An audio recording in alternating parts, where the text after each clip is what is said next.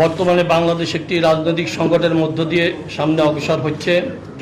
2024 সালের জুলাই আগস্টের সফল গণ অভ্যুত্থানের পর জনগণের অভিপ্রায় পরম অভিব্যক্তি এবং জাতীয় ঐক্যমত্যের ভিত্তিতে অন্তর্বর্তী সরকার গঠিত হয়। অন্তর্বর্তী সরকার দায়িত্ব গ্রহণের পর রাষ্ট্রের প্রয়োজনকে সামনে রেখে জনগণের প্রত্যাশা পূরণের লক্ষ্যে গণহত্যার বিচার, রাষ্ট্র সংস্কার ও স্বৈরাচার ফিরে আসার সকল পথ রুদ্ধ করার প্রত্যয় নিয়ে কাজ শুরু করে।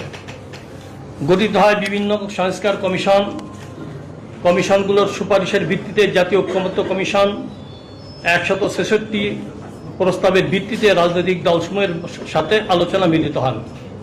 দীর্ঘ আলোচনার পর 84টি প্রস্তাব সিদ্ধান্ত আকারে গৃহীত হয়। অনেকগুলো প্রস্তাবের সাথে দুই একটি রাজনৈতিক দল ভিন্ন মত পোষণ করায় অনেকগুলো গুরুত্বপূর্ণ সিদ্ধান্ত গ্রহণ করা সম্ভব হয়নি। প্রিয় সাংবাদিক বন্ধুগণ,